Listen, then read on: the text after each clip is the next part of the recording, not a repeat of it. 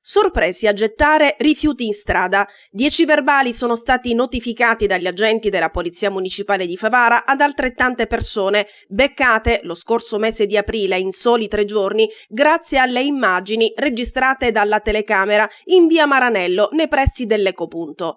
A darne notizia è l'assessore comunale al territorio ed ambiente Giuseppe Bennica, che dal suo insediamento non si è risparmiato un giorno, gettandosi a capofitto nel suo ruolo di amministratore. Già di buon'ora lo si vede in giro insieme agli operatori ecologici. Questo, ci dice, mi serve per capire le difficoltà che insistono sul territorio per poi risolverle. Dalle foto scattate dal 9 all'11 aprile scorsi si può notare come gente a qualsiasi ora del giorno e della sera si disfa dei propri rifiuti abbandonandoli ai margini della strada. E lo continua a fare nonostante gli innumerevoli richiami arrivati da più parti. Se dunque con le buone non si riesce a capire, allora è il caso di passare alle cattive, ovvero a sanzionare i trasgressori.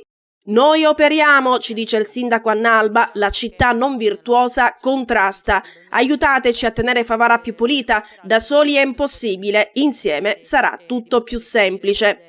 La telecamera è quella itinerante, ciò significa che gira di giorno in giorno posizionandosi in punti più o meno noti del centro cittadino e dei quartieri periferici. Insomma, per gli incivili non sarà facile sapere dove sia installata in quel preciso momento la telecamera. Quindi evitate di abbandonare rifiuti in strada e iniziate a differenziare. Perché poi, quando verrete beccati e sanzionati, non dite che non vi avevamo avvisati.